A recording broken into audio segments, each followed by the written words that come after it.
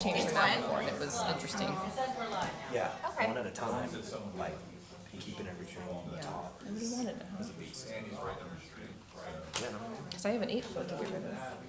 It's low to the ground too. guess everybody has, I'll keep the 12, but everybody has trampolines. Maybe that's it. are they just different? I don't know, it's like just everything insurance. Yeah, I was gonna say, maybe mine not coming with a net scared everyone off. But you can buy that. Yeah. No. Because my kids in the last one, they ripped those bolts off. Yeah. But it was interesting. All right, it is 6 p.m. I'll go ahead and get started. This is our November 28th, 2022 workshop meeting. Marianne, can I have roll call? Mayor Young, Here. Vice Mayor Stone, Here. Councilmember Diambra, Here. Councilmember Brandon, Here. Councilmember Johnson. Here. Thank you. All right, the first agenda item is to discussion on priority of facility and field use. Jeremy? So per the last direction from council, council would like a priority use agreement. We looked at several of them. The one that we have that's very close to mimicking is Palm Beach County. The goal would be to divide the facility, the time, the field use up with other organizations. Any unused time after that could be, reserved by other organizations. Would like to. I know there was a lot of talk last time about the word exclusive use, and maybe we can define that to start. In my past experience as Parks and Rec director, most rec departments they pick their organization they want to partner with. So in baseball situation, we use like ASE. We would use all of their rules.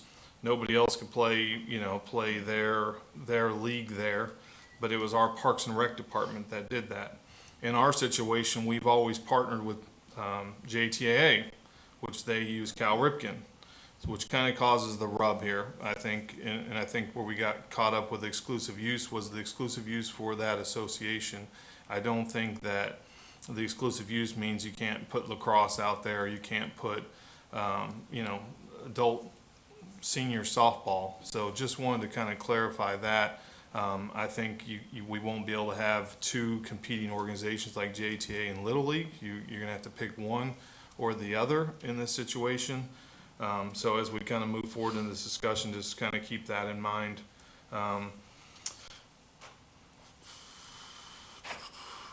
As discussed at the last meeting, we can't give exclusive rights to one particular organization, meaning we can't sublease it to them and let them lease it out to other organizations. I think that was pretty clear from Mr. Davis last time. And then along with these facility use agreements that we put together, I know council, just some of my conversations, some other things that have come up with to add maybe to this priority use would be the number of players, how many of them are Tequesta residents, and then I know Mr. Danber mentioned maybe add an in-kind donation to a priority use. The intent would be is that when we put all these together and we take these once a year, we ask organizations to submit their time and fill out this application with this, the information that's needed. We merge all those and then we allocate time based on a percentage. So, if Group A, if there's 3 groups and Group A, has this number of residents or players, and Group B has this number of players, we're going to allocate it based on 3 days or 4 days, and the other group will get 3 days or 4 days. But the intent would be that everybody gets to play. That was the intent of putting this together. Unless council gives other direction, that's what we have, and you guys have that in your packet. You can entertain any questions, any thoughts, and any direction from council. Jeremy, can you just kind of give us an update on the budgets put together as well? Kind of explain those?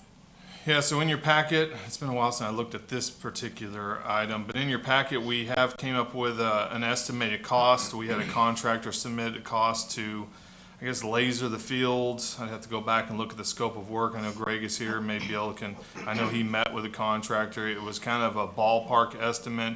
This is an item that we'd probably have to put out for an RFP. So we're looking at plus I think that quote was like $50,000 plus, doing the dugouts. Like I said, I have to go back and look at those numbers. I mean, you're looking at $100,000 to bring those fields up to what we say a playable condition, minus any in-kind donations that may come. That's what you're looking at to bring those up. Additionally, we also looked at what would it cost just to do phase one of our master plan, so we're not putting in $100,000 into a park that may not be there in a couple of years. I have provided that estimate for you guys today in an email format to do the phases that include the baseball fields. It was $3.4 million for the master plan. I believe that answers your question, but if you have any additional questions, I can filter through this. Okay, thank you. Greg, did you have anything to add before we open it for council comment? No. Okay, thank you. All right, council comment, questions, discussion? So I have just one quick question. How would we, using what the staff has put together, how do we determine whether or not we select a group with Cal Ripken or a group with Babe Ruth? How would they distinguish, or would they? So I don't think that's for us to decide, in my opinion. I Correct. think we But the open bidding this process doesn't? application based on, what we have as criteria. We say you can have this many days and you can have this, this group, you can have this many days. If they can't play here because another organization's playing here, to me, that's not for us to decide. So what I guess where I'm reading is in our, sorry, I have to go up to the top of the page now. It mentioned,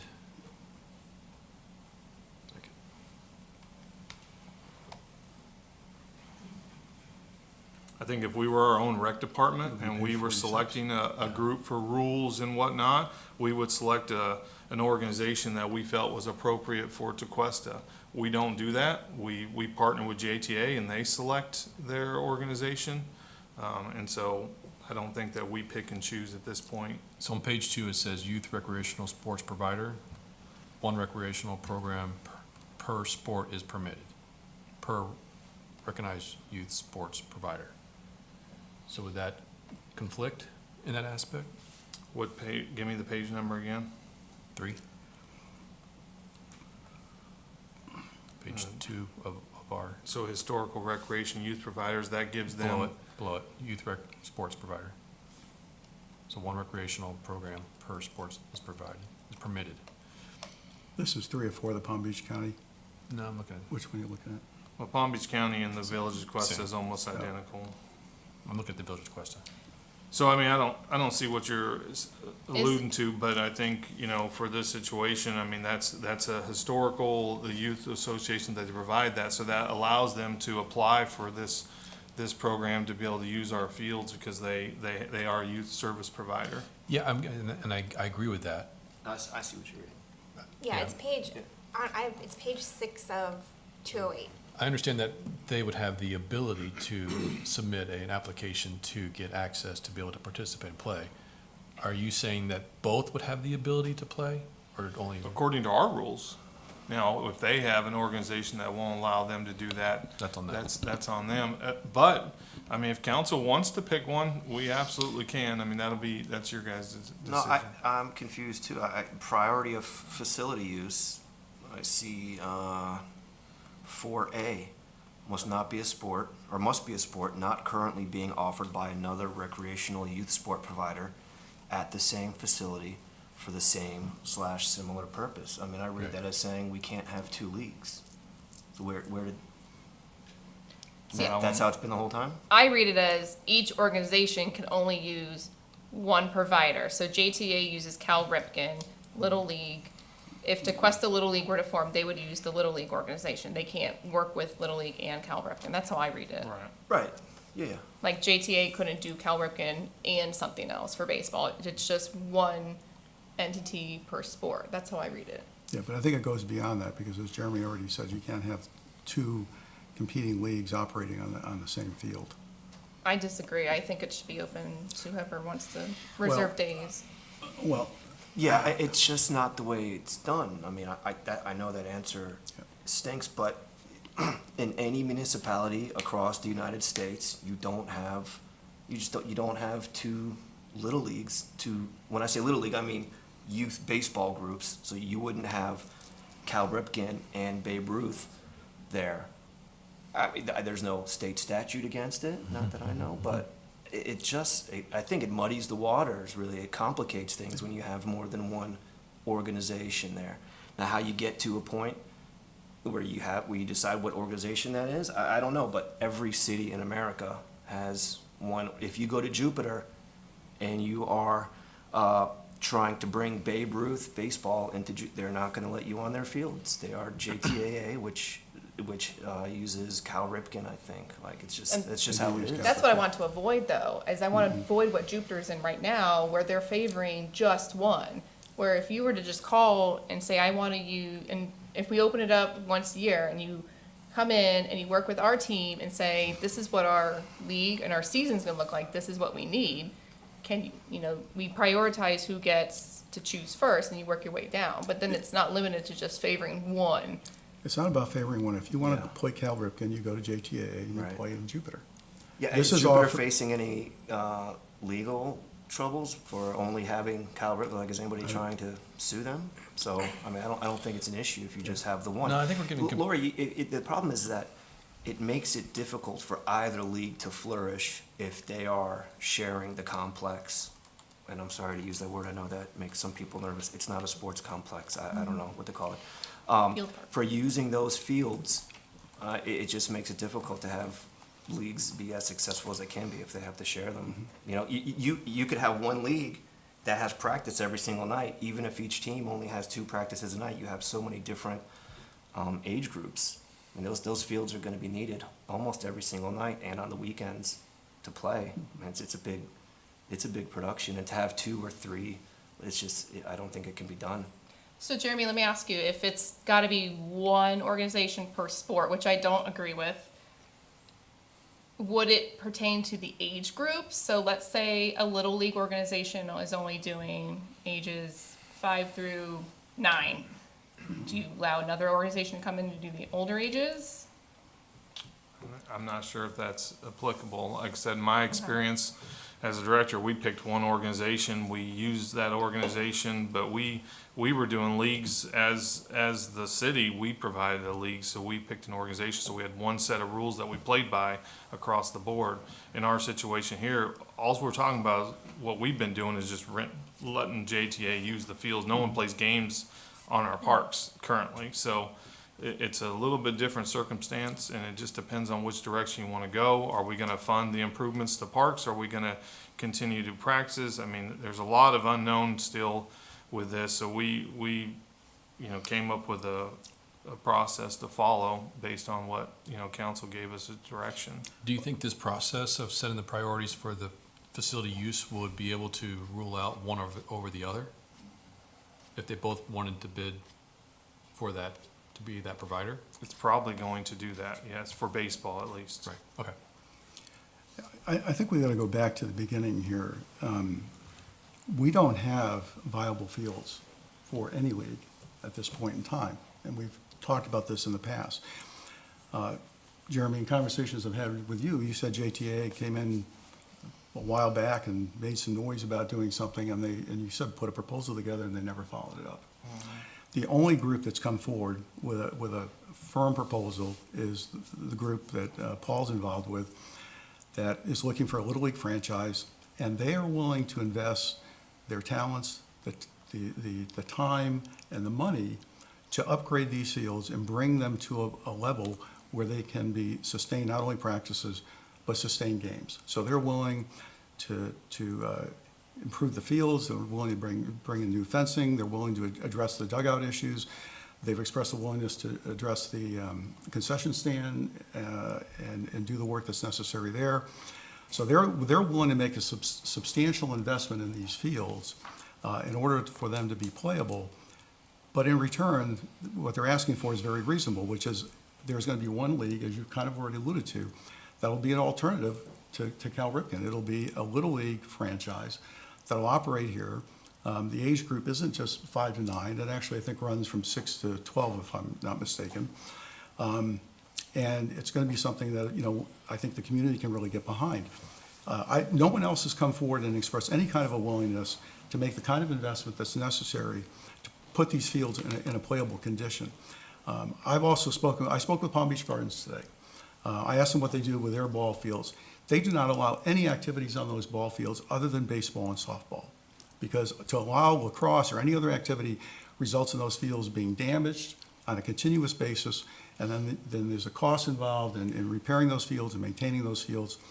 And that's something else that this group has also said they're willing to do. They're willing to take on the responsibility of ongoing maintenance. So, when we look at this and say, well, do we want to invest $100,000? First of all, we don't have it in our budget. We have a lot of other things that are a priority, and we've got a group that's willing to make that investment, in essence, on our behalf.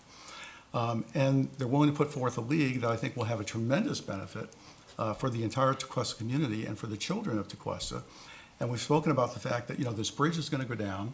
I think there's going to be an even greater interest in activities that are more Tequesta focused.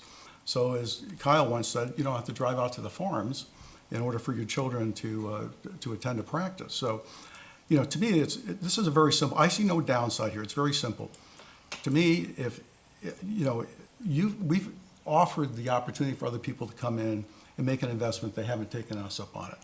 These folks have. They're willing to invest the money, as I said, the time, the talents, to put this thing together. All they're asking for is, we want Little League to be the designated user for this. We're going to have priority for purposes of practicing games. If we're not using it, they're not saying it's exclusive, but the other use would be for other baseball-related activities. So if somebody wants to go out there with their children and toss around the ball, they can do that. If softball wants to come in and use it, that's fine. If senior softball wants to come in and use it, that's fine as well. But as Palm Beach Gardens said, they don't allow any other sports. And my knowledge from my own history of playing Little League and other things is that all the leagues are like this. They don't allow other sports on these fields because of the damage that can occur. So, Well, I think that's what the purpose of this priority and facility use that we're talking about tonight specifically addresses. I understand. And that would solve that problem if they happen to be the first ones that did it. Right. But So you mentioned that you wanted to have a priority of, if they donate in-kind a donation, where would you want to rank that in-kind donation on this priority list? it's got to be. Well, I think, It's got to be at the top of the list. on the donations, because I think from what I remember from Keith telling us, someone can't get a priority because they made a donation. That's not, I don't know if that's just bad practice or if that's not Well, allowed, but I have heard that set up Let's here. put it this way, if they don't make this donation, you're gonna have fields that are unplayable, and they're gonna continue to wither and die out there as they currently are. I mean, the only people that are using them are lacrosse, which they use for practice purposes, and they primarily use the outfields. I've been out there and watched them. They're not playing games. They're out there in the outfields, using it for practice purposes only. Now, there's a field behind those baseball fields. Okay, it's not lighted, although what this group has said is we'll move the fence in to a 200-foot level, creating a 33-yard wide area that would be lit, that would run along the entire outfield that they could practice at night. But there's a field behind there that accommodated the parking when the four-ball tournament was here for Jupiter Hills. So that- I kind that of want could to be- focus on, the topic at hand is coming up with a not a use agreement, this priority Facility use. use policy. I think we should really focus, that's really the first step, I think, before we allow anyone to come in and potentially give donations. I've never, since I've been up here, I don't know that we've ever offered out to the community the idea of, hey, would anyone like to donate towards improvements to this park? I've talked to residents that does know of people that are interested and would possibly like to donate.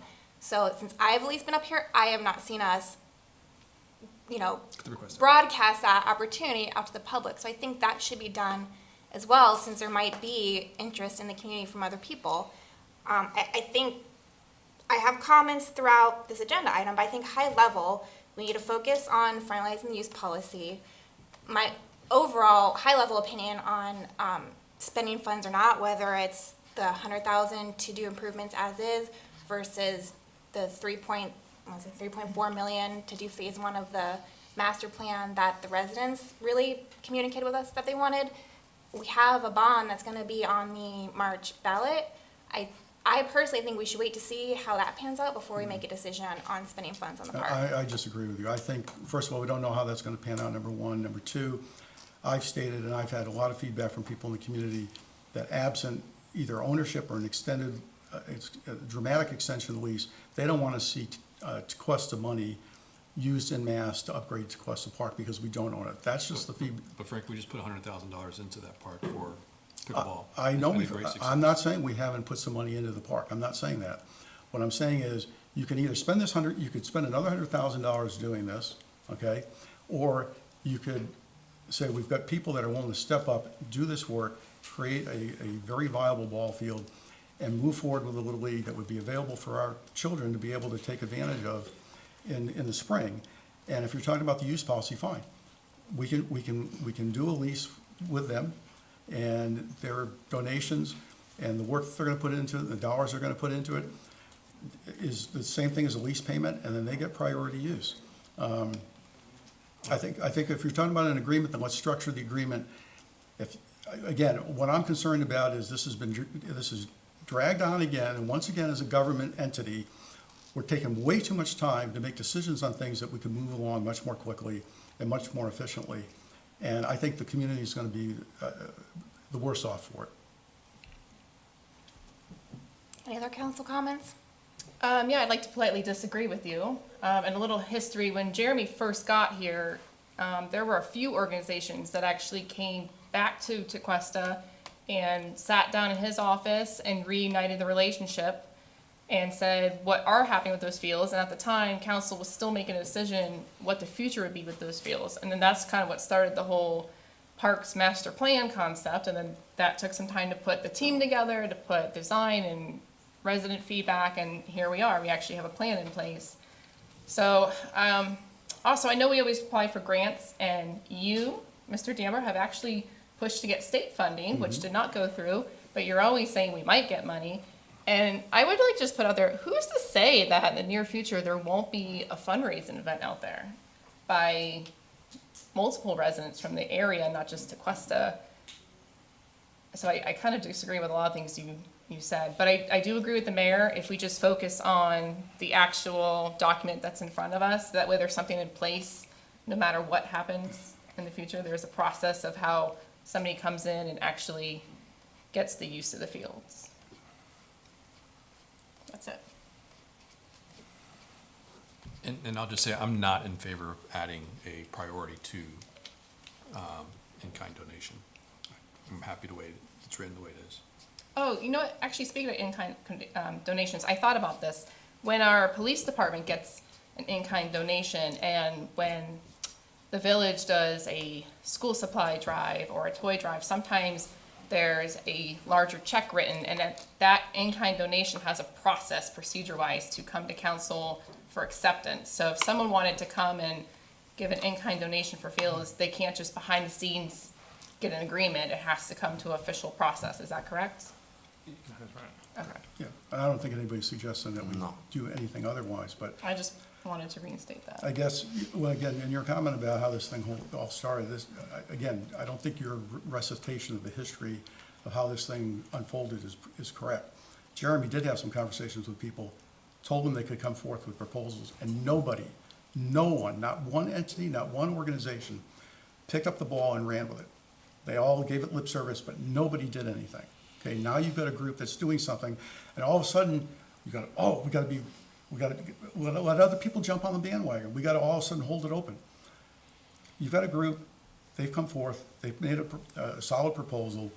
Again, I think we're remiss for not giving This them, doesn't prevent them from moving forward. we're remiss for not giving them the serious consideration it merits, and again, I'll respectfully disagree. If they're willing to come in and make the investment into the fields, into the other things that go along with that, I don't care whether it's in kind or whether they're writing a check for $100,000, it doesn't matter. The fact is, they're providing significant value to the residents of this community for fields that right now are lying fallow. And other than lacrosse practices, nobody's using these things. And they're not even safe for games. And, you know, you're sitting here with a wasting asset, and you're saying, well, how are we gonna prioritize use? How are you gonna even prioritize use if you have an asset you can't even use because it isn't up to par? I mean, you've got a group that's willing to bring it up to par, and all they're saying is, that should count and you should give us priority. No And- one's saying that we can't take an saying in-kind no. donation or someone can come in and use it. We just had to be put in place this document, so that way it's there. So it's official and it's a process. That way, again, our residents have an assured process that the government uses. And it holds organizations like JTA accountable for the stuff that they do and don't do. And it gives competition. I mean, for me, it's not even which organization, it's just the concept of the process. I understand the concept of the process, but, and I'm not saying. Well, it sounds like you're kind of favoring one, and it's, I am favoring one because I'm looking at the fact that others have had an opportunity and have not acted on it. This group has, and I think that counts for something. Okay, I would like to move on this. I have a couple questions. Jeremy, the chart you provided for usage, I don't know how many of those are adult sports, because I know this lists priority of facility use. And adult sport providers are lower on the list. What is our usage now on adult versus youth? Greg, do you have any thoughts on that? I have the usage you can take a look at if you Yeah, need numbers. What Jeremy put in the packet is pretty much youth-based. Most of the adult out there would consider the senior softball. Okay, so the chart we have, that's mostly youth. It's pretty- Okay, yeah. I just wanted to be sure on that. And then, The two examples that Jeremy gave are great examples to look at, Costa Mesa and, I actually like the other one, I forget the name of the town. But anyway, they really kind of spelled it out exactly, how to use it, and the one city had a formula. And then, they also broke down out in their calendar when the fields need to be closed, for recovery periods and things like that. So there's a lot of good information that you have in front of you. yeah, that was my other comment. They were both towns in California. They had some really good stuff in their policies that maybe I think we should take a look at more closely and potentially incorporate. I mean, I don't know which one this was. This is Costa. In one of them, it's page 24 of 208. Other information, they have, policies on concessions, commercial vendors, traffic and parking, banners, signage, advertisement, additional considerations. I think some of those things might be good to have in the use policy. And then, like you said, they had like charts with the calendar and all that stuff. So I would like to maybe pick apart those and potentially add it to the one you guys have started. Is there any particular one you like better than others that I can? Yeah, I mean, when I was looking at the other information on page 24 of 208 of the agenda, let me scroll down, see which one. Can't remember which city that was. That was, yes, Coronado. Coronado. Okay, I'll look at that. This, if you guys remember, this is something that Mr. Davis suggested that we had to have in place in order to move forward. So I think, as the mayor alluded to, it is something we need to have. Now, whether we want to, limit it to one organization or not, that's another conversation. But we should have a priority list facility that we can pick from, as Mr. Davis alluded to.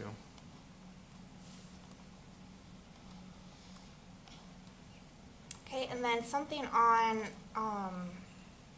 is our ballpark field use agreement form. Is this suggesting that, we don't line the fields, that the group using it does that? Is that something Very that, common. is that common? Okay. Yeah. Because I don't know the other, city examples. I think they were the opposite, so, but if it's The only common, one that, I will I've defer to ever those that know lined- better. I've only ever lined fields for if we did like tournaments or something for an organization, we would line them and provide staff or assistance to drag fields during the middle of tournaments, but typically practices and whatnot, they would drag them and line them themselves. Okay. And then real quick on the budget we received, from Sheenhan Turf Care. Just kind of, in general, when I was looking at this, some questions that popped up was, and I can't remember, I was trying to look through past agendas, have we spent anything else on this field in the past year, sans maintenance? I know we did the dog park and the pickleball courts. I was trying to think if there was anything else. Like, have we spent any money besides maintenance on the ball fields the past year? We did a park project, I think it was, I'll say 15,000, I think it was like 14 and some change that we put plugs in, put grass on the infield of the major field out there. Yeah, it was under the $10,000, and Oh. basically we sprigged the infield, on that front field, that alcohol and clay, to make it more utilization-wise for other sports. Stretch, so. Stretch the grass. But other than just the sprigging and, putting in, some irrigation stuff, that's all we've done in the last, can't even tell you. It was very limited. I mean, it didn't make the baseball fields much more playable, except for, as far for game type situations. There's still a lip out there, and I think laser it out and do some different stuff to it. And that's what this quote that he received would do. Don't we change the light bulbs on those lights? Yeah, we did that. That's Have we done it that's recently? one. Last year, I know, Last but I year? think it's due for some other ones. I know the basketball courts for sure, but I think there's some lights out on the baseball field too, if I remember. Doug's nodding his head. He's the one that told me about it, so, yeah. Okay, and then, it's loosely said up here a lot that the fields aren't safe. Are they not safe, or are they just not to, like, the league standards to play? Safe. In my opinion, safe, not safe. I would say safe. I mean, baseball wise, you couldn't, if somebody's hitting ground balls and you're standing by a lip, you're gonna get, hit. But I think that's why we don't really have a lot of organized play out there. Lots of bloody knees from sliding, falling on the infield. It's like concrete. There's holes in the outfield too. And then are any other repairs needed, like for fencing and lighting, to make these playable for leagues? That aren't included in this or Doug's estimates? So if you're talking about leagues, the fence distance is off. It's for adults. It's like 300 feet, 305, something like that. Typically, that's why I think Little League was talking about moving them into 200 or 205, depending on the age group. So I think the back two fields, which don't have lights, could play with that distance, but the front field that does have lights is not playable for youth sports.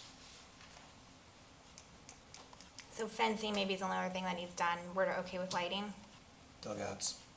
The dugouts, yeah, we have an estimate for that. These are things that I just didn't see a price for them, wondering if we would need to account for. So lighting's fine for nighttime playing?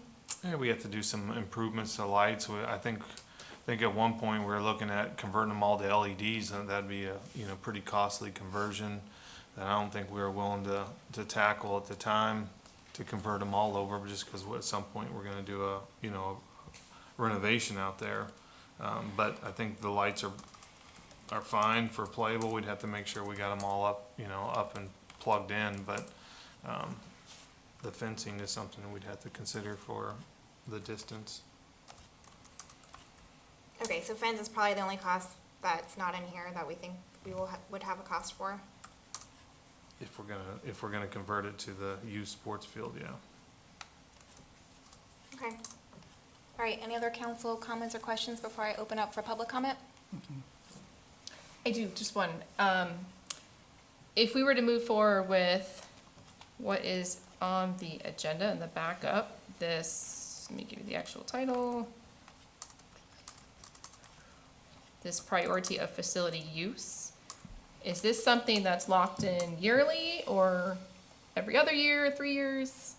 We would do it every year, Okay. would be the intent. I mean, unless council gives direction otherwise, we'd open it up once a year for everybody to submit their proposals.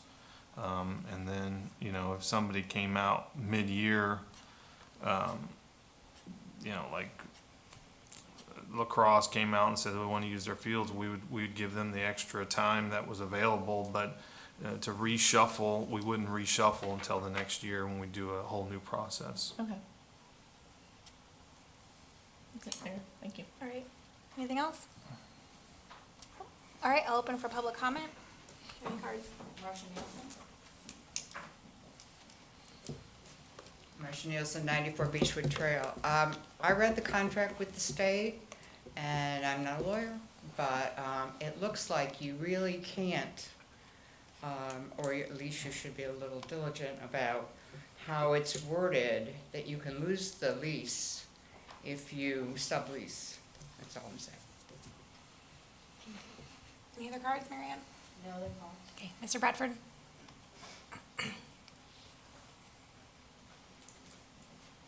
I have not read the document, so forgive me for saying this, but it sounds convoluted to me. It seems to me that if you want to have a contractual service agreement with a youth baseball provider, that you would do a request for proposals, and that you would ask, there'd be a litany of questions you would probably insist upon, but you would want to compare the two or three. We know we have two. We have this guy sitting here, and then we have JTAA that could come to the plate and actually address the field similar to what this person is suggesting that they would do. That's all I'm saying. And then Marcia touched on it. The other thing is that, you got to make perfectly clear to the service provider, they could be here today and the state could say, it's all over. And that's very important to put in a lease agreement. That's all I had. Thank you. Any other public comment?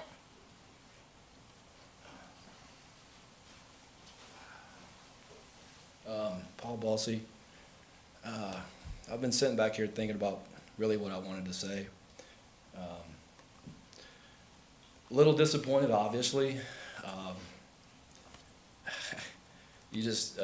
think there's so many more things in the world that are bigger than this.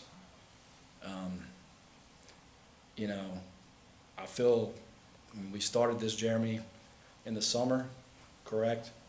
And we had a meeting with you too, Greg, and you told me all we needed to do was bring in the insurance policy, right? And we've had a lot of time. There's a lot of people that are really, really excited about bringing a product that is not in this area. It's not here. JTA, they have 7 or 8 fields. Representative stood here and said, we're going to use this for spillover. They're not saying we're going to take you to the prom. We're going to use you when we need you. And I think there's been a lot of years where people have had the opportunity to do this. And I'm just disappointed because I respect all of you guys. But Jeremy, this policy that you're putting in place, we would not be able to move forward putting the type of capital investment in without being able to run a league. And as you said, there is one league everywhere you go. We'd love to have our league be able to interleague with JTA at the end of the year and have a championship game. Right? There's no downside to this. That product is already there. This is a product that's not here. And there's a lot. Bases, when you ask Mayor what other things need to go into a playable field, it's a long list. It's a long list. Chalk, bases, there's all kinds of stuff. It's not just, and these fields are nowhere near playable. No offense, that's not your fault. I know that. But they're nowhere near playable. We have people from all over this country that are ready to help put this Little League on the map. Not just here in Tequesta, across the country. They're ready. And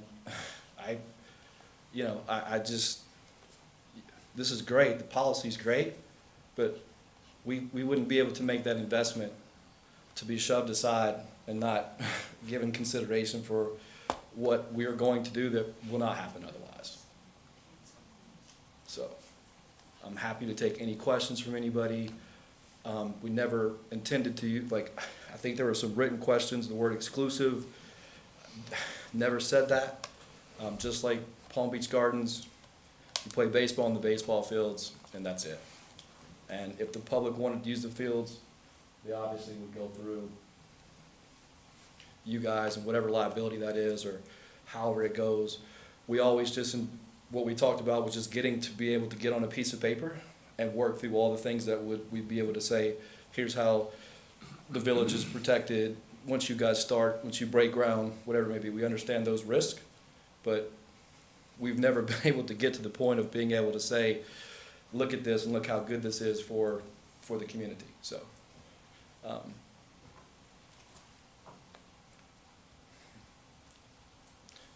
We really want it to happen, so, I don't, if there's any questions, if not, anybody. Okay, thank you. All right, any other public comment? All right, so next steps. I do think we should hone in a little more on the policy use agreement. Does everyone agree on that? I agree. I'd agree.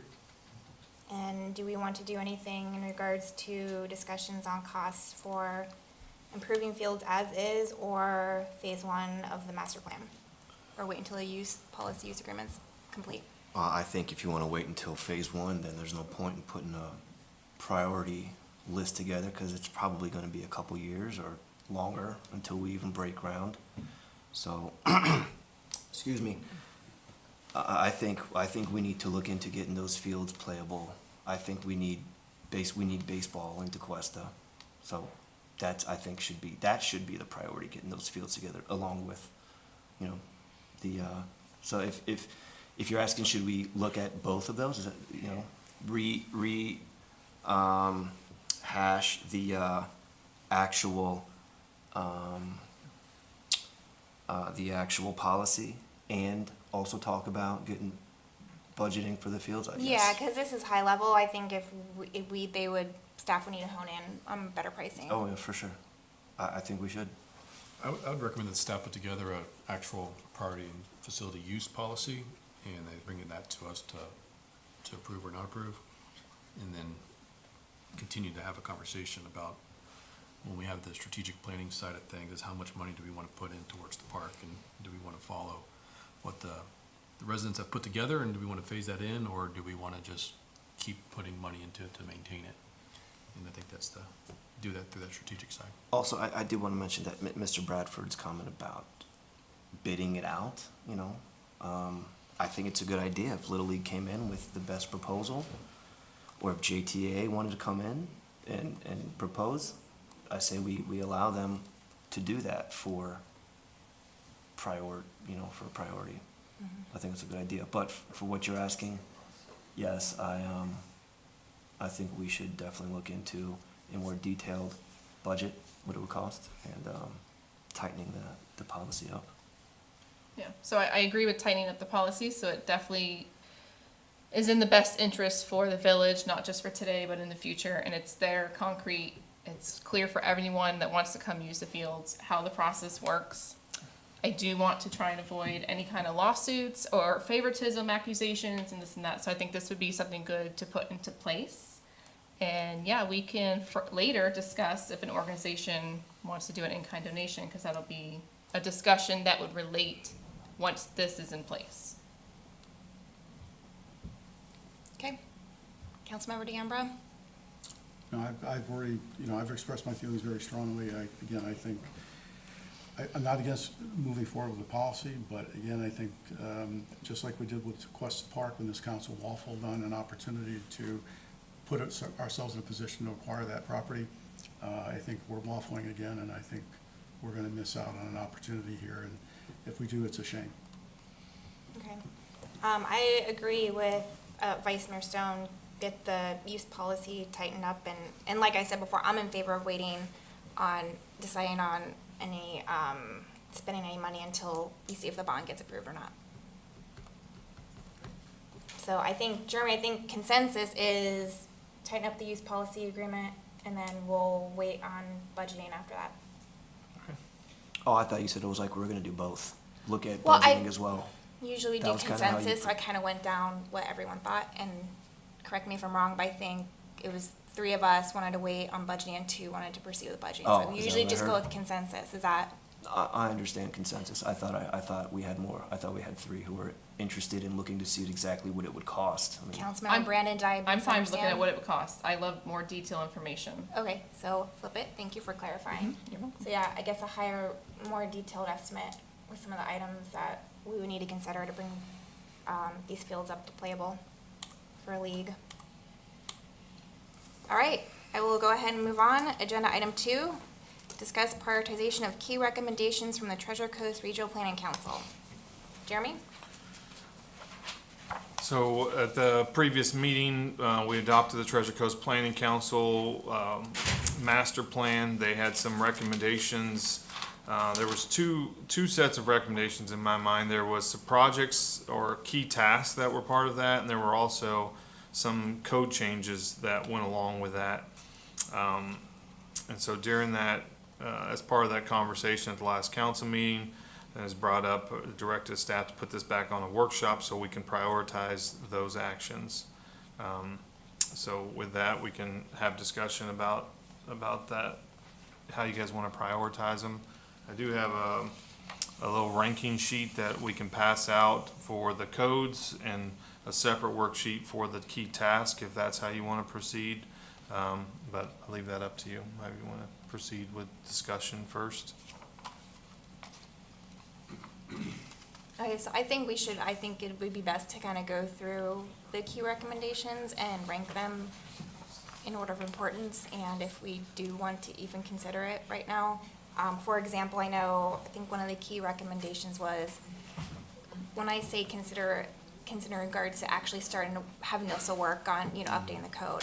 I think one we talked about that we weren't interested in was changing the way we measure building height. So, maybe we don't include that in our ranking of things for staff to start working on. Jeremy, can you pull up that?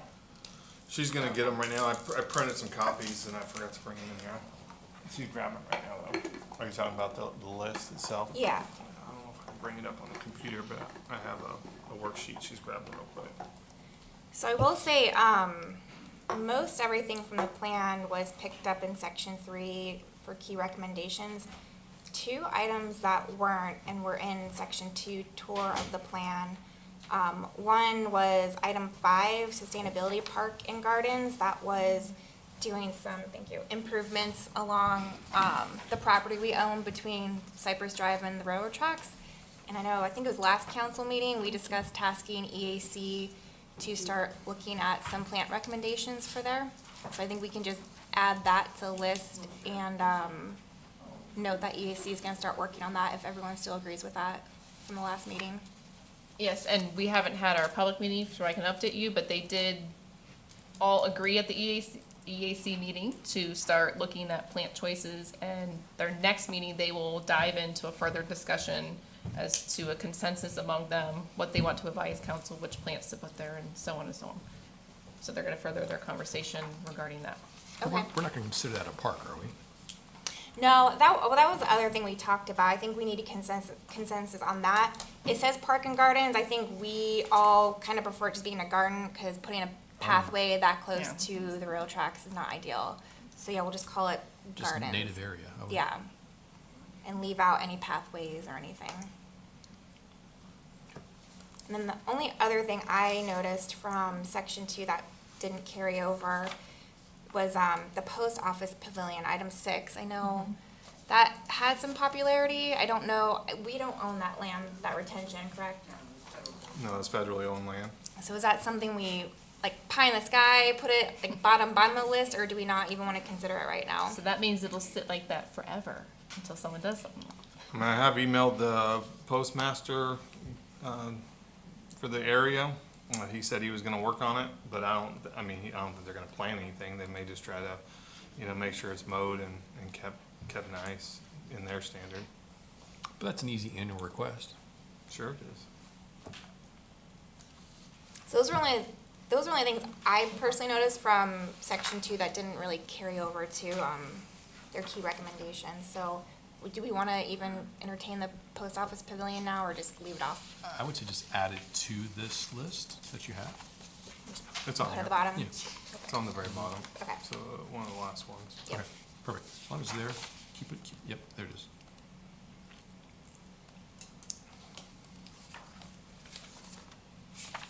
Yeah, all we can do is keep asking them, so I like what you said, Kyle, just put it on our list of things to do quarterly, semi-annually, I don't know, how, Update. just keep making phone calls and sending letters. For that. Okay, so the first, I know we just received this, so, the first, I think, Jeremy, correct me if I'm wrong, the first 2 pages is the prioritized action item list from Treasure Coast. That's right, and then the last page, which I put in a little different color just to separate it, would be the recommended code changes that they suggested. You know, I guess from a staff standpoint, if we could, you know, rank these, and then if there's some that you guys just don't wanna tackle or purposely put off for a period of time, you know, put an X, or we can tackle those separately. I think that'd be helpful for staff. I think, you know, another big question for us will be, you know, with a couple of these items, we're talking about a Palm Beach County road, or we're talking about an FEC right-of-way, which I think is on the agenda tonight too, is, you know, if Palm Beach County isn't going to do it, are we going to put the funds forward to do it on, and if it's not our road? And I think that needs to be, for staff, it'd be good direction for us, if we're willing to, you know, pay for the medians, pay for the lights, you know, the upgrade of the lights. I know they're, FP&L put in regular lights, but if we want to put in the, you know, the fancier fixtures, are we willing to pay for those lights? And so some of those things, we just need to make sure the council is comfortable with utilizing our funds for our property, the property that's not ours. And we'll do a maintenance agreement or something with Palm Beach County, something along those lines to make it. But, you know, I know in my conversations with council over the last couple of years, always a little bit of a rumbling, like we want to do something, but then when it comes to money, it's like, well, it's not really our property, so we shouldn't put money. And so we just need to decide where we want to be on that. And we can prioritize it and put in an action plan for it. It would help me to understand when's the next phase or next time that they plan, the county comes in to resurface that. Well, it's not in their 5-year plan. We have asked for them to put it in their 5-year plan. It is not. Doug has also asked for consideration of Village Boulevard, the roundabout, consideration of the medians that I think Mr. Bradford and the AC has suggested. The lighting on Old Dixie, we've suggested that. We've also told them about our concept to, you know, do like a tree canopy. Obviously, we got Palm Beach County there, we got FEC, and we got FP&L that we're gonna have to deal with as well. So we've asked for all those things to be included in the 5-year plan. None of them are in it right now currently. And so that's kind of where we stand. And they said they would consider moving those items up, especially the resurfacing of that road, because of the US 1 impact. At least that's what we suggested they do. And we haven't seen that yet. We haven't seen the final 5-year plan yet. And did we ask them to assist with anything on the Bridge Road and Dixie intersection? They're looking at the safety of that intersection, I believe, of trying to improve, see what we can do from the turn lane going west onto Cuesta Drive, that back up there, and also the cars that were turning left onto Bridge Road. So they are trying to analyze the intersection. We've sent them the crash data and the traffic analysis stuff that we have.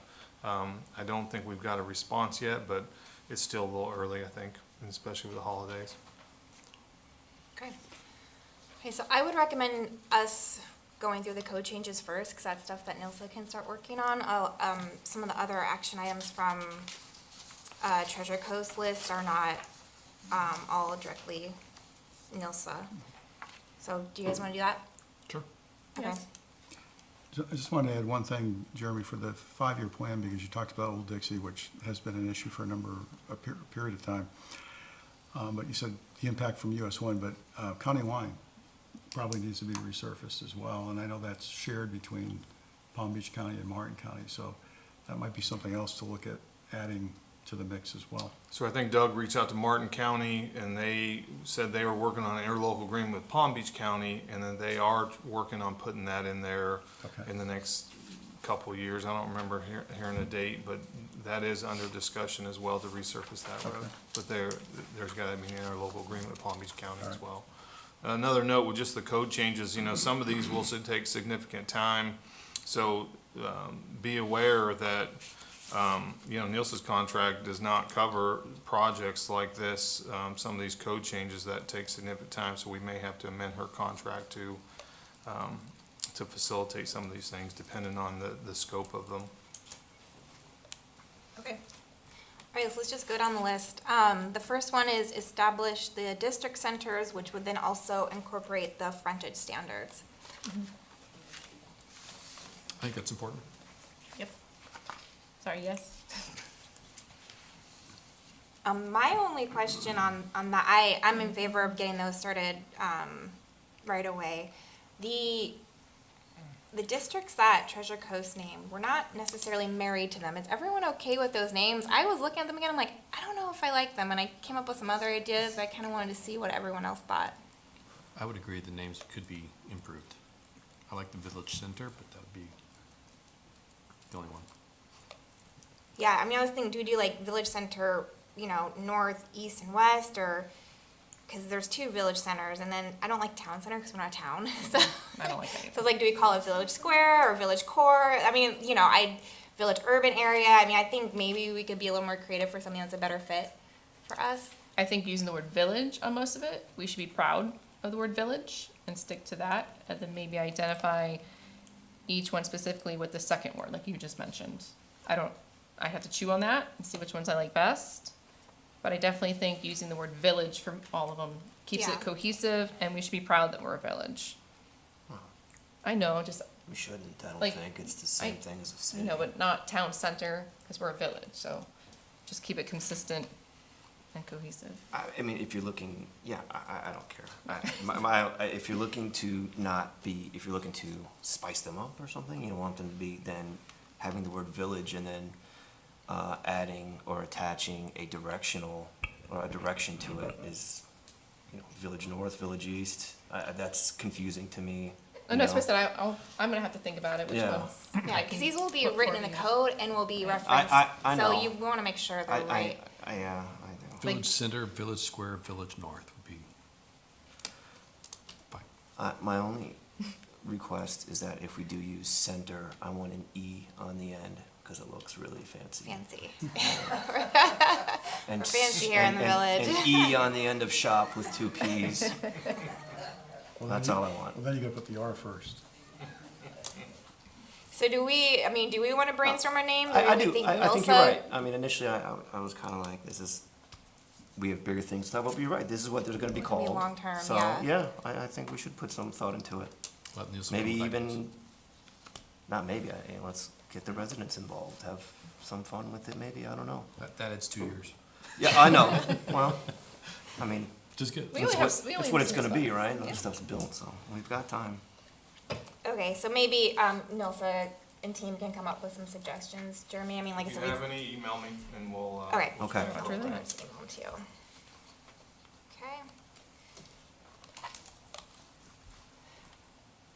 Okay. Civic open space. Yep. Is everyone in favor of that? yes. I'm gonna say yes. Okay, and level of urgency? I think that's the intent that is in the code now, but it's not written as well as it should be. Yeah, it's not detailed. Yep. And I think that's fairly an easy one to get in there. Okay. The next one's measuring building height. I think last time we all were in favor of leaving it the way it is and not changing it to Treasure Coast recommendation. I like the way we have it. I like that it's either or. And I like that we have a footage on it. I'd say we stay with the way it is. Everyone else? How does that impact like architectural detail though? Nielsa has that. Is it on there? So there was not a chimney, but she used it as an example. Like that could be higher, but it's a small percentage of what's above the roof line and taking up the top. Because I know that came to us a while back. It's just a design element at that point. Yeah. Got it. Okay. Okay, so everyone agrees, take building height code off the list, leave it as is? That is, Leave it as is. it hasn't been a problem. Okay. Drive-through buildings and gas stations. This is making them screen from view from primary streets. Yeah. I'm in favor of this one, but I don't know that it's as urgent as the other ones. Maybe put it. I am too. I like the example of the reverse gas station.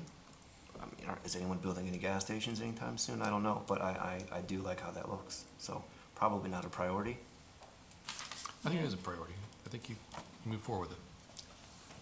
I mean, we're moving forward everything, right? We're prioritizing, Yeah, we want to right? kind of level, do Yeah. priority ranking for Nilsa's team, because this is going to be, a good amount of work for her to do. So I would Do think A, B, that C? this, 1, 2, Yeah. 3, whatever, Yeah. yeah, but I think that this will definitely go after the district centers and civic open space. Okay. All right.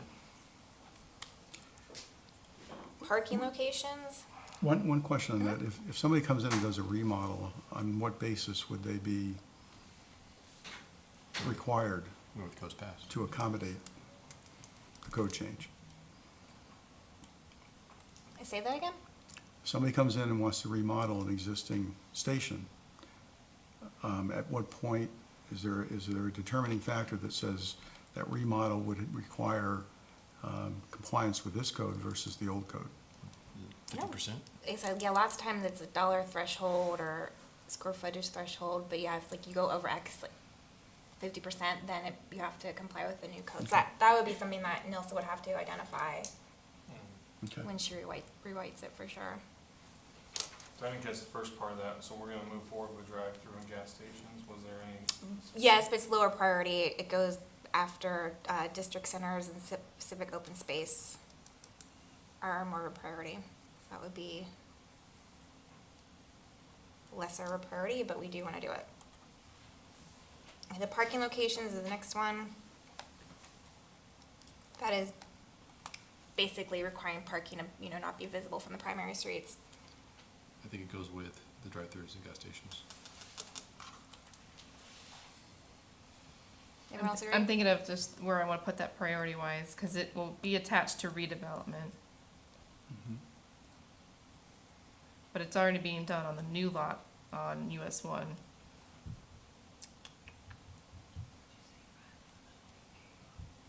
So maybe after drive-through and gas stations, just keep it the way we're going.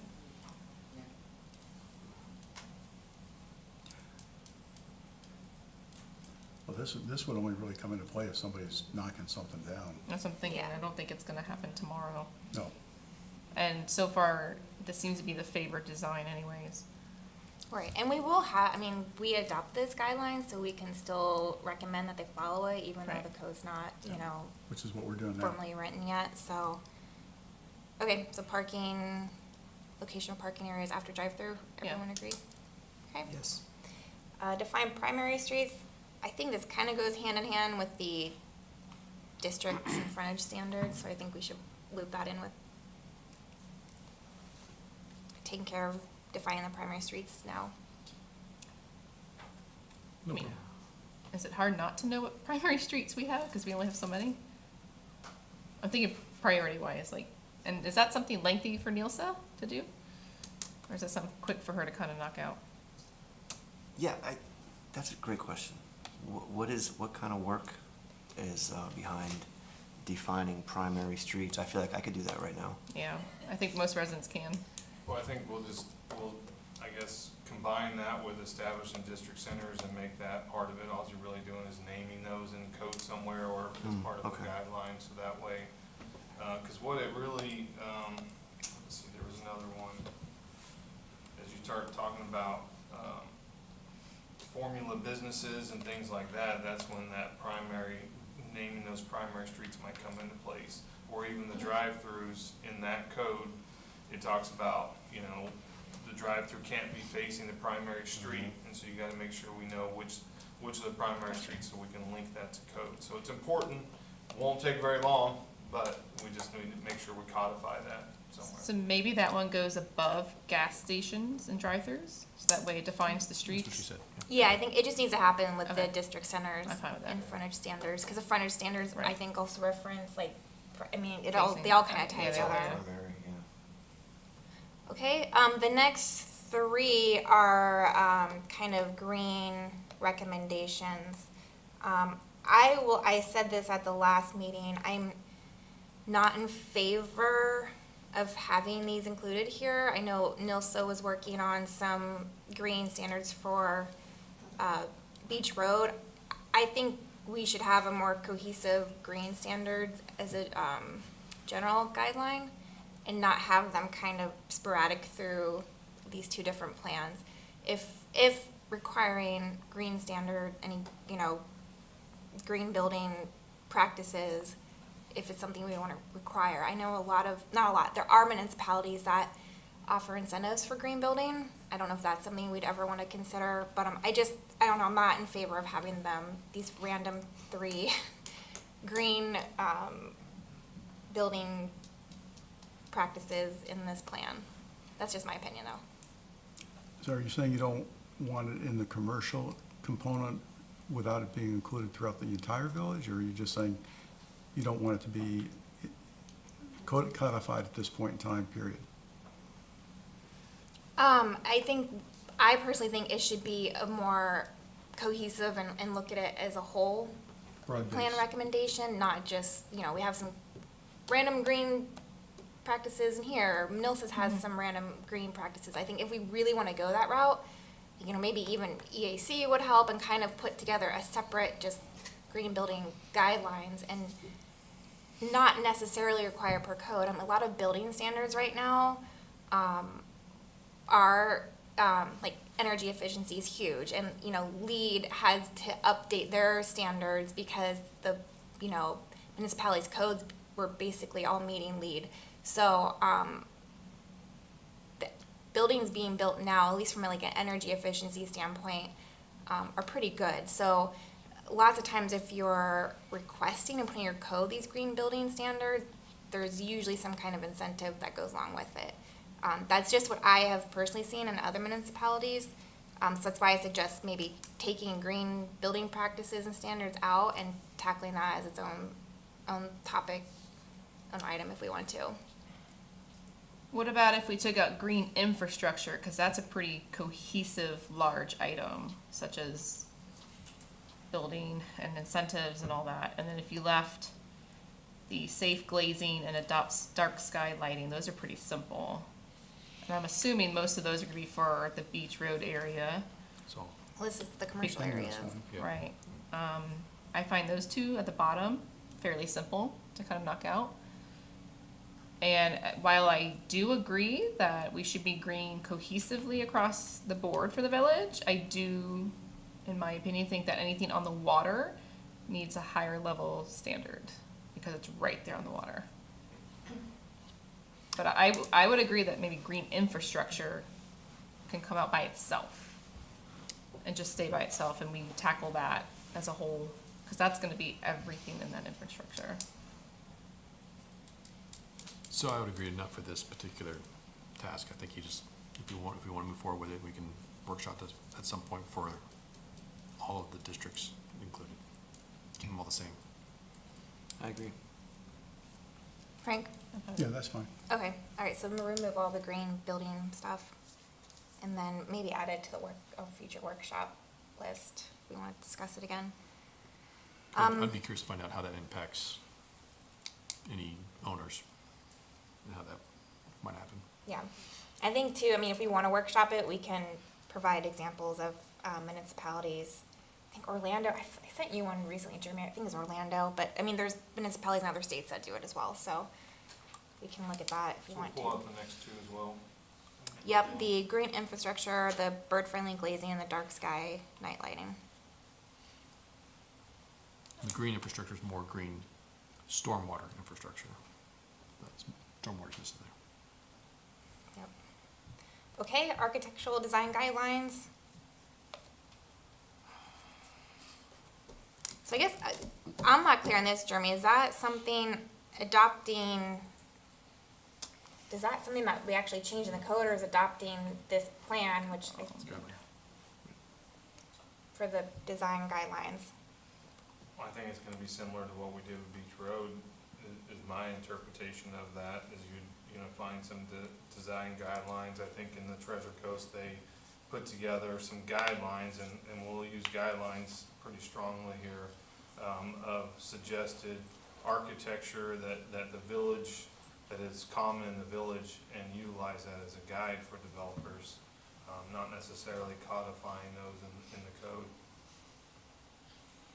Is that what, I thought when they made the recommendations, they were saying that they weren't specifying a particular type of design for the village, but they were saying there's multiple designs that could be utilized, but if you claimed, so for example, if you're gonna use a Mediterranean revival, then there would have to be certain elements present, that would be required if you were, classifying it in that way. Or if you were gonna do, some other type of style, same thing. There's certain elements that have to be present with any of the different styles. They weren't necessarily saying we want to restrict the styles that could be utilized. Although I know none of us want, Palm Beach or Miami Beach glass. But that was, I thought, the way they were approaching it was, there might be several styles you could use, but then you had to incorporate the elements that made that style unique to itself or what it was. Yeah, I don't think, in my conversation with Dana, that they were thinking that we were gonna put that in the code and make it a requirement. But also, if we review these, and we don't see that they're checking this box, then we can provide a response at the staff level and the DRC part of it is comments that, hey, look at this, this is what you should be, checkboxing. So that was my intent, that we weren't gonna codify it, but use it as a guide for staff during the DRC process. Yeah, and I think, the way the beach road has been handled in the ordinances, it just references the guidelines in the ordinances, so I think we would handle this the same way. Okay. So I think, does that even, I guess leave on a list, because she does have to reference the guidelines in the code, but they're really not, Well, I like, think it's rewriting something any codes for it. You guys are gonna wanna see the guidelines though, so we're gonna have to put together. Oh, so you're guidelines. gonna take it, I thought this whole package was, so you're gonna We- put together separate guidelines? She'll look at this, what's on here, and then she'll put together a packet that we can use from a staff standpoint. And so we'll give that to you guys to look at some point. Okay. What is the purpose of that? If we're not saying what style they have to use, we're just going to put something together for them so that they can reference. If they say we're gonna build West Indies, they have to check off boxes that we put in that are Qualified as West essential for West Indies. Yeah. Yeah, so there was 4 or 5 different styles, and then they had like different, door examples and window examples, so. Right, but what if they wanna use a style that we don't have a guideline for? Right, and so the way Right. So what's the point of Dana, doing any if we can't do them all? Encouragement. exactly, okay. yeah, because he said, Sure. like, he gave a good example, the way Del Rey does it, I think they have like 7 styles, and then they strongly recommend that, developers choose one of the styles, but if not, they need to, give a good case on why they're not, Okay, so. For me, it's just being open, like, this is what we prefer. what we would like, and it's kind of just, for me, it's open communication and transparency. Okay, so one last thing, who decided what we like? Cause I'm not a fan of all of these. Yeah. Like, how do we decide which ones to put in there? Who came up with that? So it's part of the SHRIP process of all the people that came in and they talked about those different designs and they talked about different things they liked and didn't like. So if you look at page 50, it says, Treasure Coast Planning has provided design guidelines for 5 different architectural styles deemed appropriate for the village. Some of the styles are more conducive to single family, while some, like Mediterranean Revival and Mid-Century, are more appropriate for single family and commercial or mixed-use buildings. And it goes on to say the guidelines is not to force or regulate specific style, it's intended to be inspirational, educational, and therefore a record of appropriate styles for the village. And it goes on, so. All right. And at one of our meetings, I did strongly express, there were some of them I would not like to see in the village, but since it's as a group and it's a guideline, that was I compromised with that, I'm okay with that. Yeah, well, I Hopefully, don't wanna tell anybody what An they can architect or build, designer so has I good don't really taste care. in what they'll wanna build. Okay. Yeah, good. Okay. Okay. All right, the next one, the pre-application process, we're already doing this, so I think Mm-hmm. that's already a motion. The development It's not in the incentive. code, so. Well, I don't think we have a requirement. It's I not a think the requirement. conversation for this one is, do we want to require it for certain developments, like, you know, in the mixed-use district or on the beach road, that we require conceptual design?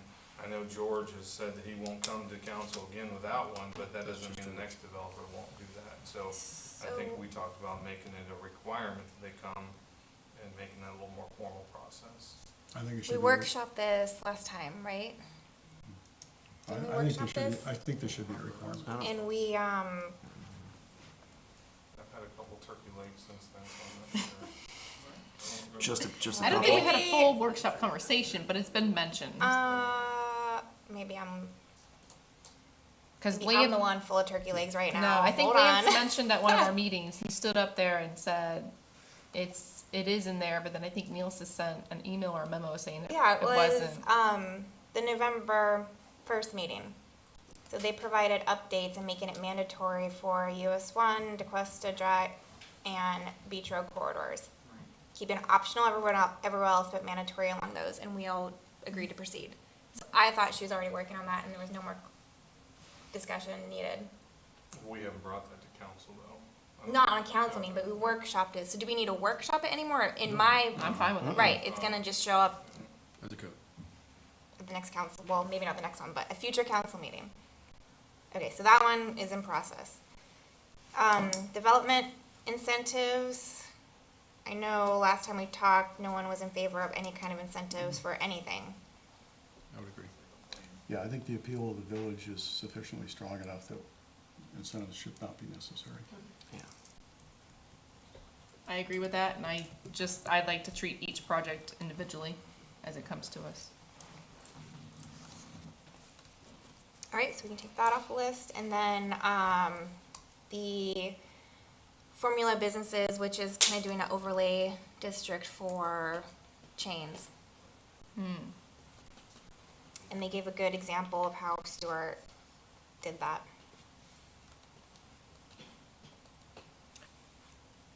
I think that should stay, and I think that should actually be bumped up, priority list. And put it for like an overlay on the inside of the village, like on Tequesta Drive and Seabrook type area. I think you would utilize the districts that are established. Yeah, I mean, I'm okay with the overlay is what I'm saying, but I think that should actually be bumped up. Especially not knowing where the economy's gonna go. So the recommendation, which is what you're getting at, is that the overlay should be limited to what they're calling village center, which was, Seabrook, Tequesta Drive, and then town center, which was Paradise Park area. Right. I'm fine So with I that. do think this is maybe a bigger endeavor for NILSA. I don't know if we would just copy Stewart's or what. I think it's a bigger Couple sites discussion specific. item, to consider. And I do think we should do it. I just don't know if should get bumped up in priority of the other ones we've talked about already.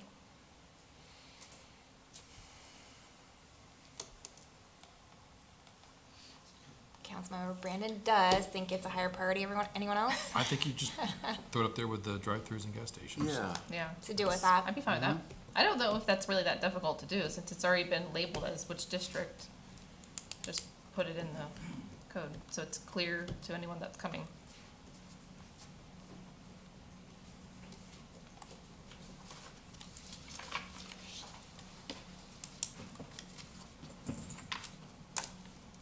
Okay, that is it for the key recommendations. And then in regards to prioritized action items, I mean, I think those are pretty straightforward. I didn't really have any comments on that. I think the way it was listed on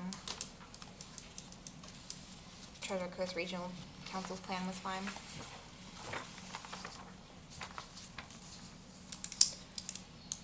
Can I just ask, what's everybody's temperature on the roundabout near Village Boulevard? I mean, that probably won't realistically get done soon, but is it high priority? Just put it when it happens, or? I think that's part of what Doug sent that concept to Yeah. the county. Yeah, well, I'm saying, like, they're probably not gonna do much with it, but I know that was talked a lot. So I was just wanted to put it out there. If the county says no, do we even have an option to proceed with it? Well, we pay for it, If we, yeah. Gotcha. Okay. until it's our road. Yeah, just do it. We don't want it, Tom. I think what would happen is they would say, all right, as long as you pay for it, Yeah, I'll let you do anything, and so that gets us into the conversation like I asked before, you know, I know we did a preliminary estimate for the north entrance of the country club to try to align that and do a roundabout there. Estimate came back at like $1.2 million. Are we willing to spend that kind of money on Palm Beach County Road? And that needs to be, you know, if you guys want that, absolutely, we'll plow forward and do that. I mean, we will obviously try to, you know, get Palm Beach County to do that, but if they say no, are we willing to pay for it? It would cost at least twice as much to do it on Old Dixie as it would than it would on Country Club Drive. I mean, that could be a $3 million project plus. Well, that's why I wanna just bring it up, so it's maybe on our radar and it's not necessary. I think we should keep it on the county's radar. Yeah, and maybe it's not like, something we're really pushing, I've heard some comments about budgets, and I just Yeah. wanted to put it out there so we're all on the same page. Until our reserves are higher, keep it on the county. So I think from our side too, Okay. if it's not a roundabout, that we continue to try to push them for some kind of improvements over there at that intersection, because I think this is where it all started, because there are some safety concerns there. The thing is, there's no accident data or anything that justifies it from the county standpoint. They keep saying, where's the information, where's the data? And we don't really have any that's compelling them to do that. We just have We higher will- standards. We will continue to throw it out there to the county, even if it's not a roundabout, it's something that's done there, and, you know, we'll see how far we get. Call Maria. And then on the prioritized action item list, Jeremy, I think the only one to take off really is E, since that is incentives. We're not gonna work on that, so you can take that off that chart, that spreadsheet too. Okay, I will open up for a public comment. Mr. Radford? Item D, it says inclusion of a landscape median. In the EAC plan that we have sent to the village, there's more than 3 on Old Dixie. So I just want you to know it's multiple, it's not a single. And just so you know, the priority for us was, for new streetscapes, was number 1 is Old Dixie. Number 2 was Bridge Road. And number 3, Bridge Road, because that's the only road you control out of the current ones that are on the table, so you can get that done. And then County Line Road was number 3, because we knew about the interlocal agreement, and that's got to be shaked out first. But those were the priorities. So just so you know, if 1.5 million ended up being the cost of the median, long-term life cycle costing, that's going to be less expensive than the creation of signalization. Seems like there was one other one I wanted to point out. Oh, green building codes. You know, we've been working on the entirety of the Tequesta Comprehensive Plan and the elements, and particularly in the conservation element and in the coastal element that we're currently working on. There are literally scores of policies, objectives, and goals that say that the village is going to incentivize green building standards that the mayor was talking about earlier. So I think that's very important, and it's becoming more and more important with each passing day. So that's something that, and we have kept those and enhanced those in our comments that you will ultimately get relative to the comprehensive plan. So that's just FYI. Thanks. Thank you. Any other public comment? Okay, I think, Jeremy, do you have clear direction? Yeah, these ones weren't necessarily in order, I mean, unless you guys think that they're sitting right, Which, the code changes or the key task? the key task. These mirrored, Neither one were in order necessarily, so just for you guys, I think that, some of these were in the order that that Treasure Coast put in that order, but I think there might be a couple out. So as long as you guys are good, comfortable with the order, we will try to plow forward with some of these. You know, some of them, there is some financial commitments too, and so we'll get as far as we can with the allocated budget we have, like the tree canopies or things like that. I forgot something, and that was the following. So explain for the public how, if you don't put design guidelines that you prefer in the code, how does Mr. Developer know what your preferences are? I mean, he turns in something and then the Development Review Committee says, well, that doesn't match our stuff. How are they gonna know? They have to know what your preferences are, and that's by looking at the code. And I heard that we wouldn't put it in the code. So that just didn't, it sounded like that's a misstep to me. Unless, I don't know, usually it's in the code, that's all. so I think, Jeremy, correct me if I'm wrong, I know, the way the ordinance were rewritten for Beach Road, it didn't list the guidelines, it referenced the guideline. So it would be written in the appropriate ordinance that it would reference the guidelines for them to use. So the guidelines would be written in the code, but they wouldn't take like each design, architectural style and say, you have to use this and outline that in the code. It would just a general reference to follow the guidelines. Okay, that works. Is that correct? Mm-hmm. Okay. All right. Anything else? Okay, moving on to agenda item 3, which is discussion on the lease of the FEC right-of-way known as Linear Park. So this item come up at the last council meeting, I think, for discussion. It has been referenced a couple times in my tenure here about having this conversation. It does automatically renew in January, as came up at the last council meeting, to have the discussion on whether we continue the lease or not.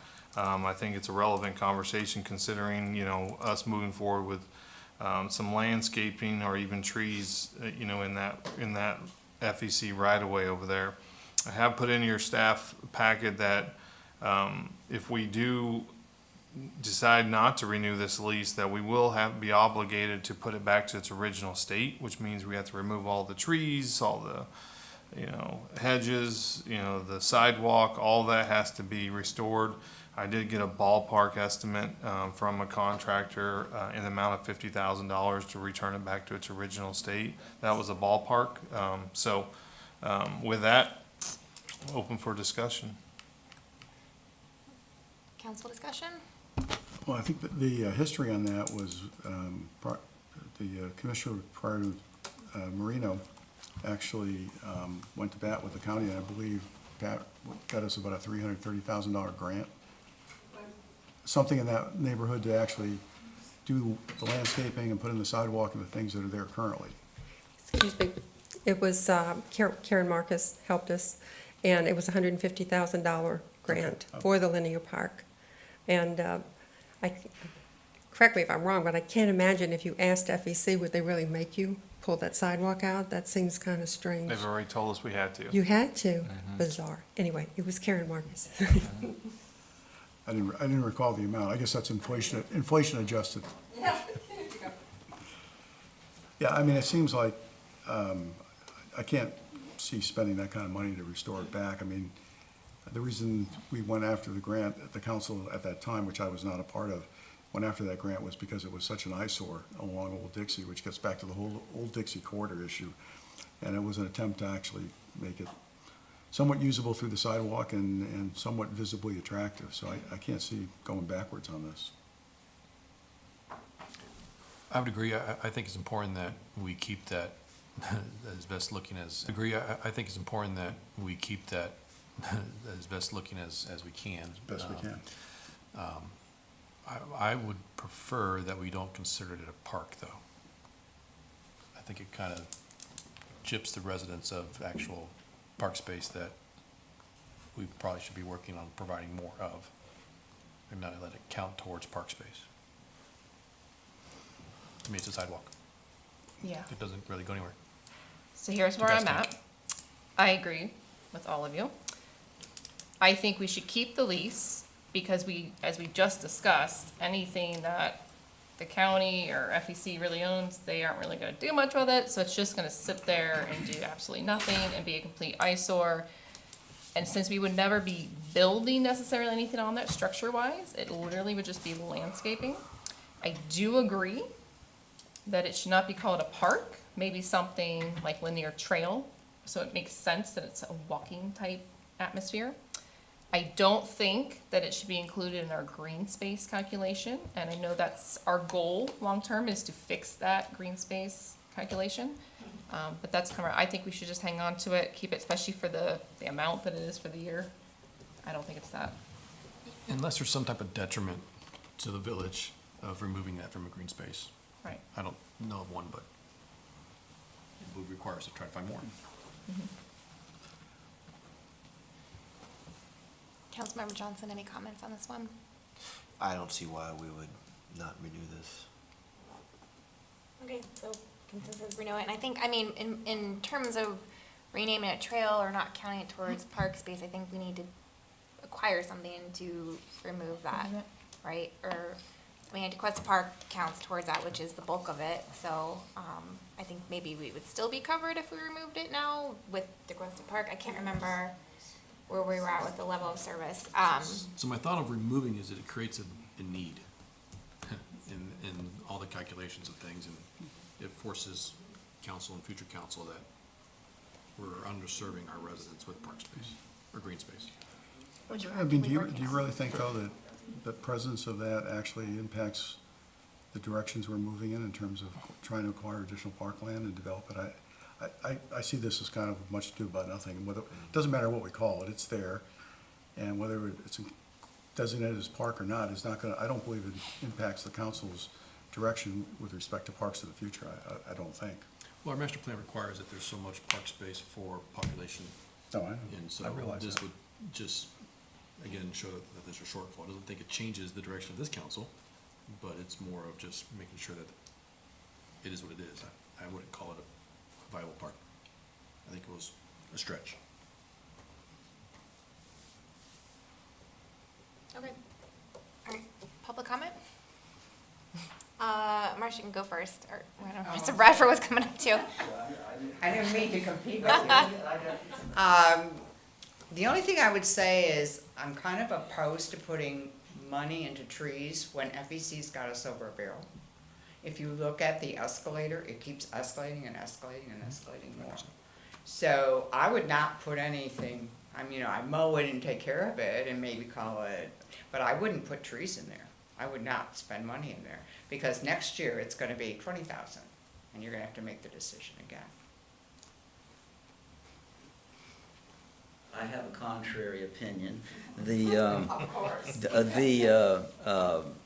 Whatever you do, don't do anything until you have completed the old Dixie streetscape design and you know it's been improved, because the right-of-way is tight. We know that there's certain areas where there's at least 3 feet or slightly more west of the curb, but the further north you go, the slimmer it gets.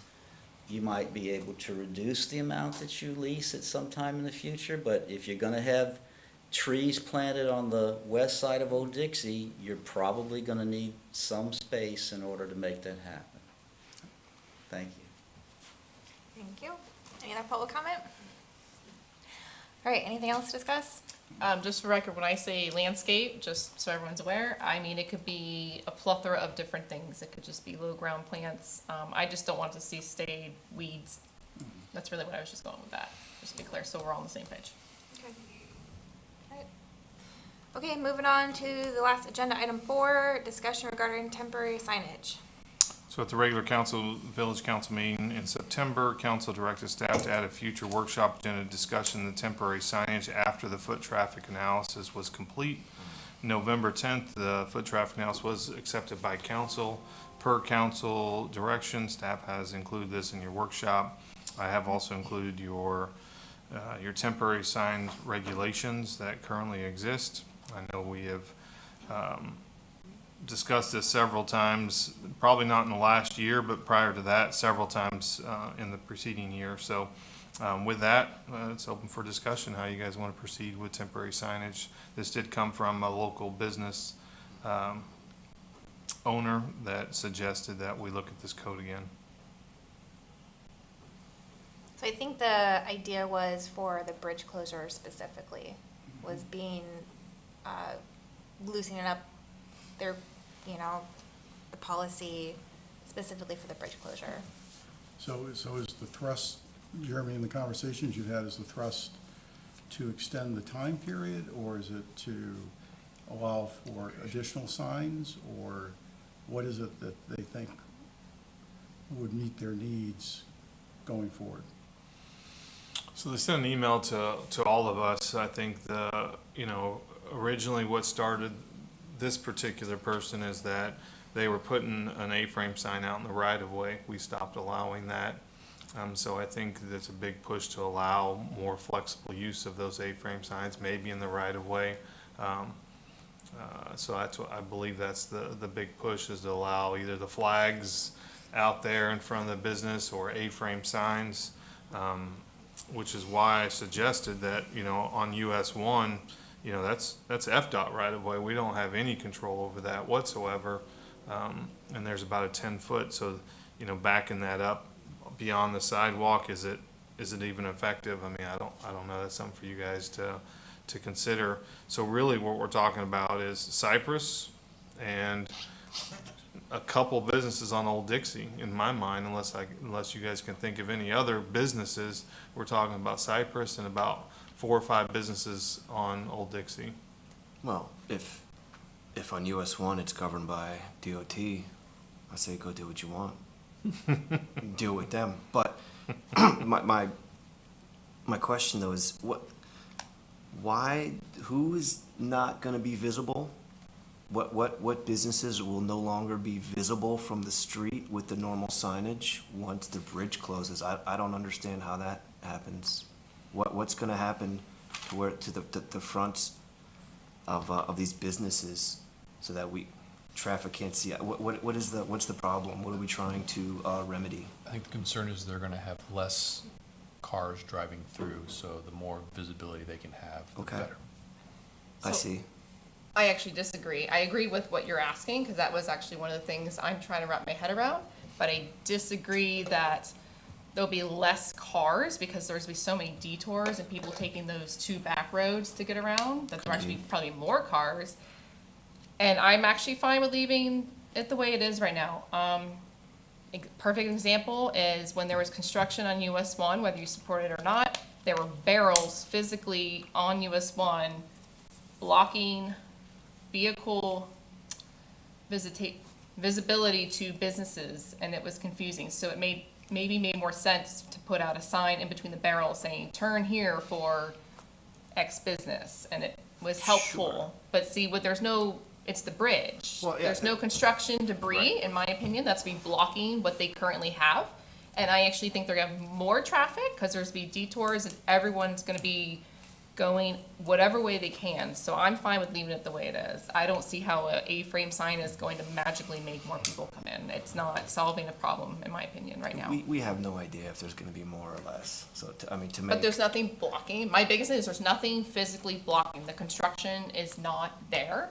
It's not like when it was on US 1 and businesses were saying, hey, people are confused. Where do we No. turn? Are we open? Is the shopping center under construction? So it made more sense. I get that. This, The point there's that no I'm construction. about to make right now is that I don't care about A-frame signs, sandwich boards. I think that if you own a business and you want to put one out in front of your store, when you get in there and you get out there and you sweep your, in front of your store and put your little sign out there, I got no problem with that anyway. That doesn't bother me. So to allow it to happen during this, I'm not going to say no to, because I don't care I wouldn't mind if they did it now, but, Well, you know. I think there's already provisions for people to be able to do that. I think this is a situation where somebody's advocated for changing this for a long time, and this is a convenient reason why, or a convenient reason to push on it once again and use the bridge as a basis for a change.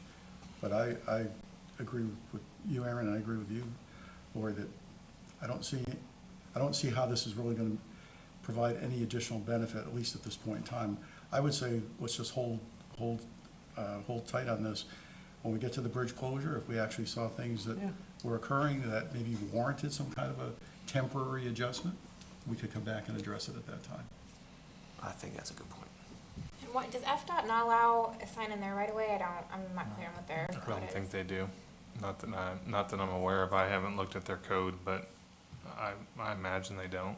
And on each side of the US one, how much past the sidewalk is there right away? I think it's gonna differ, but typically the right of way is 10 feet, 9 feet, 9.5 feet. And So how wide are the sidewalks? Are they 4 feet, 5 feet, I think they're 6 feet. 6? Okay. Yeah, that I don't like though. We were talking about the sidewalk. That is pushed so far out beyond the actual business. To put a sign out there, I think is pushing it a little bit. I'm talking about front of your store, The inside. you know. Well, I think there's provisions in here for like, if it's in front of your store, if it's in the window of your store. I mean, I think there's all kinds of different requirements depending on where the sign goes. But I was thinking the intent was to put it like, in the grass behind the sidewalk kind of thing so it's visible from the street, so. The issue is the right of way. Once you open up the right of way, then you have to let anything and everything, and I'm not in favor of doing that. Yeah, I'd be in favor of seeing if it becomes a problem after the bridge closes and seeing what the traffic patterns are and maybe, this is something, is staff working on setting up like a business forum meeting to go through the, It'll be after the foot first of the traffic year. study, so maybe we can talk about it, with the businesses there and get opinions. Okay, so no action at this time. Any public comment? Nope. Okay.